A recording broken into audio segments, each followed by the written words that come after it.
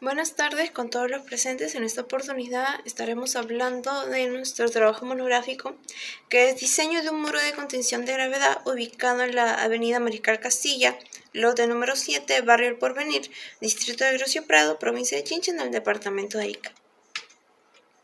Bien, como introducción tenemos que el propósito de la estructura de un muro de contención es realizar las fuerzas ejercidas por un suelo confinado transferidas de manera segura a la cimentación o la masa de un movimiento externo. Como objetivo tenemos un objetivo general que es la importancia de los muros de contención en las obras de ingeniería civil, y como objetivo específico tenemos el identificar sus tipologías de muro de contención y conocer los diferentes procesos constructivos de este. Bien, empezando con la ubicación, tenemos hablando de ubicación, como pueden observar, tenemos la ubicación del proyecto en conjunto junto con las medidas que vamos a realizar el trabajo, que está cerca por el pasaje privado de Los Álamos y la calle Los Pinos.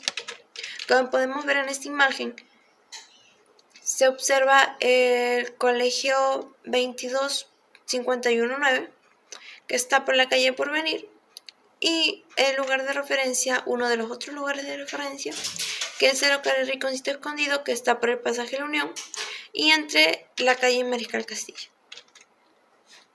Bien, definición. El propósito de un muro de contención es resistir la presión lateral o la presión ejercida por el suelo detrás de él, como podemos ver en la imagen, en el terreno. Y su estabilidad está determinada principalmente por su propio peso y el peso del material ya subyacente. Bien, como bases teóricas tenemos los tipos de muros, su clasificación y las características. En tipos de muros tenemos los muros de gravedad, gaviones, escolleras, bloques prefabricados, etc. Y en su clasificación tenemos los muros rígidos y flexibles. En los rígidos se clasifican por ser pequeñas deformaciones con muros de hormigón, y en los muros flexibles se deforman bajo cargas externas, como por ejemplo podemos ver en los muros de gaviones, terraplén o en los muros de tierra. Y sus características principales deben ser la resistencia, estabilidad, durabilidad, drenaje, flexibilidad y la estética. Como en los ensayos de laboratorio, comenzando por el ensayo de límite líquido, límite plástico e índice de plasticidad, realizando el ensayo de laboratorio correspondiente, incluyendo la copa de Casarande, que es uno de ellos, se llegó a la conclusión de que sí hay límite líquido, plasticidad e índice de plasticidad. Procedimiento de granulometría por tamizado. En esta podemos ver que comenzó a renderse en el tamiz número 3/8 hasta el número 200, teniendo un peso retenido de 1280 y un acumulado y una humedad de 6.25%. Basándonos en los datos del cuadro ya mencionado, realizamos una curva granulométrica y mediante las fórmulas ya obtenidas tuvimos un CU de 7.88 y un CC de 2.49, en los cuales los dos cumplen con el procedimiento realizado. En la clasificación de suelos por los métodos SUS y ASTO, en los métodos SUS observamos que en los porcentajes definidos no está entre los valores de 5 y 2%. Por lo tanto, en el método SUS se considera que es un estudio de arena mal graduada. Y en el método ASTO se puede observar que en el grupo A1 del subgrupo A2, con el índice del grupo A0, teniendo en cuenta lo material y el cuadro estadístico ya observado antes, se puede observar que tenemos un material de gravas y arena.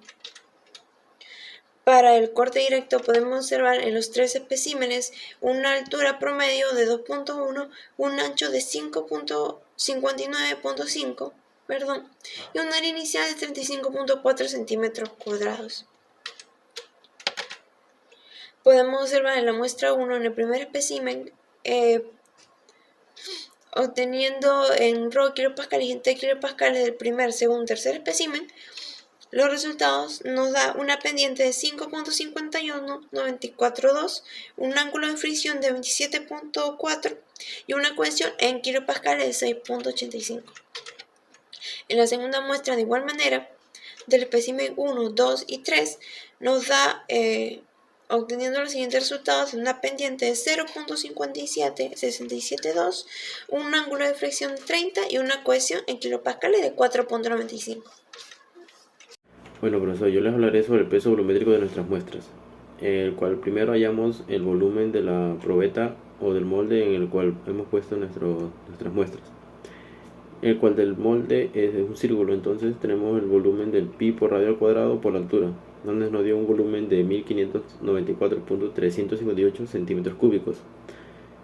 Entonces ahora sí podemos hallar el peso volumétrico de las muestras, en el cual la fórmula que usaremos es peso volumétrico es igual a masa sobre volumen. Entonces, para la muestra 1 tenemos que es una masa de 200 gramos y nos da entonces el peso volumétrico 1, que es 1.25 gramos centímetros cúbicos, y la muestra 2 nos da un peso volumétrico de 1.32 gramos centímetros cúbicos.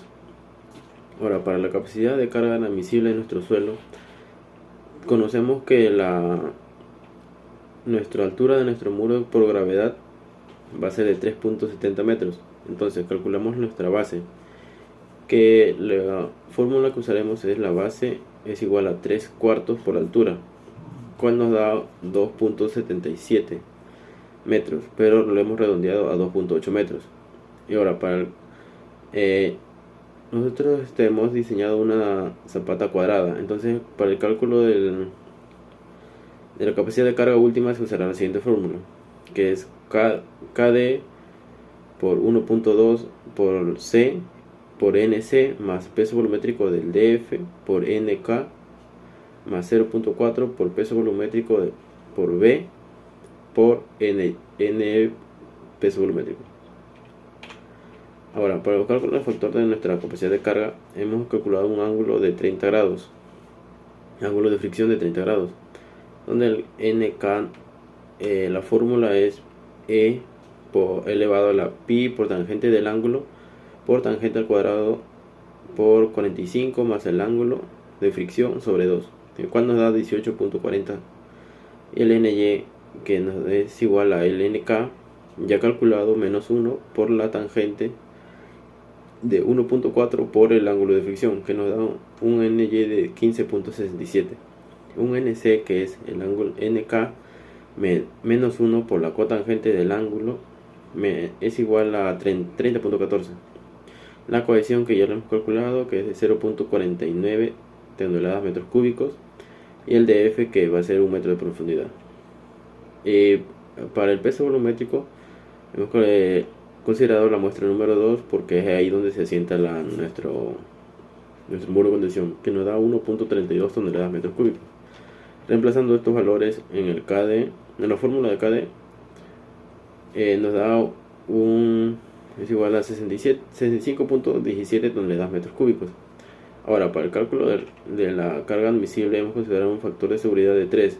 Entonces, la fórmula que usaremos para el cálculo del Q admisible es el Q sobre D, QD sobre FS. Entonces nos da un Q admisible de 21.72 toneladas metros cuadrados. Entonces, ahora para el cálculo de nuestro prediseño de muro de contención, tenemos la siguiente figura. En una altura nos da de 3.7 metros, la A, que va a ser la copa, de 0.8 por la altura, que nos da 0.9, lo hemos redondeado a 0.3 metros. La B, que es la altura menos el C, nos da 3.1 metros. La C, que vendría a ser 0.2 por 3.7, que nos da 0.44 metros, y de 0.16 a por 0.7 es igual a 0.29 metros. Entonces nuestro muro está entre ese aproximado, con el cual hemos redondeado a 0.6 metros. La D, que vendría a ser la base, que es a 1.2 por la altura o 3 cuartos por la altura, el cual hemos considerado 3 cuartos por la altura, que nos da 2.77 metros. Él hemos redondeado a 2.8 metros. La E, que es vendría a ser 0.6 sobre 2, o simplemente consideramos la C, que vendría a ser 0.6 metros. Como podemos ver en la siguiente imagen, ahí está nuestro muro diseñado con las medidas que hemos calculado. Ahora, para los datos del muro a contener son los siguientes: que en ángulo de fricción de 27.4 grados, un peso específico de sólido que vendría a ser 1.25 toneladas metros cúbicos, un ángulo de fricción de elevación de nuestro suelo que es 0.52 grados, un CS que es 0.68 toneladas metros cuadrados, y los datos de la cimentación, que es ángulo de cimentación que es de 0.30 grados, el peso específico del concreto que es 1.32 toneladas metros cúbicos, y la cohesión que es 0.49 toneladas metros cuadrados. Ahora, para la presión activa tenemos la siguiente fórmula, que hallamos primero el Ka, que con la ayuda de esa fórmula hallamos y nos da un Ka de 0.37 metros. Eso lo calculamos y nos da para una P sobre A, que nos da a 3.17 toneladas metros. En el siguiente gráfico vemos las fórmulas para hallar el PV y pH, en el cual un pH nos da 3.17 toneladas metros y el PV de 0.29 toneladas metros. Ahora, con el programa Excel, hemos pasado los valores de nuestros resultados y hemos considerado para el concreto un peso específico de 2.30. En el área calculamos los áreas de cada W, el volumen, su peso, los brazos y los momentos. Entonces el total de suma de pesos nos da un 12.97 y el total de la suma de momentos nos da un 20.69. El resultante vertical, que es RV, que vendría a ser la normal, que es el PV ya calculado, más la suma total de los pesos. Entonces nos da a 13, una normal de 13. Para hallar la U es igual a 0.90 por la tangente del ángulo, que nos da 0.58 grados. Ahora, para el cálculo del factor de seguridad frente al volteo, que es MR por la suma de momentos más el PV por la base, nos da un MR de 20.25 toneladas metros, y un momento actuante que debe ser el pH por la altura sobre 3, el momento actuante que vendría a ser a 3.91. Entonces el factor de seguridad frente al desplazamiento, que vendría a ser el MR sobre el M actuante, debe ser mayor a 1.5. entonces nos salió 5.18, entonces sí cumple con la norma. Para el cálculo de seguridad frente al desplazamiento horizontal, un FR por la normal por la U, donde un FR nos dio 7.54 toneladas. Entonces, para hallar el factor de seguridad del desplazamiento es FR sobre pH, ya calculado, debe ser mayor a 1.5, y nos dio un factor de seguridad del desplazamiento de 2.39, que sí cumple con la norma. Entonces, ahora para el cálculo de estabilidad frente a las presiones excesivas, tenemos un X que es igual a MR menos MV sobre la normativa, que nos da un X de 1.26, un epsilon que es el ángulo, es la base sobre 2 menos X, que nos da 0.14. Entonces el momento que vamos a hallar es la normativa, la normal por el epsilon, que nos da 1.82. entonces los datos obtenidos van a ser los siguientes, y para el cubo admisible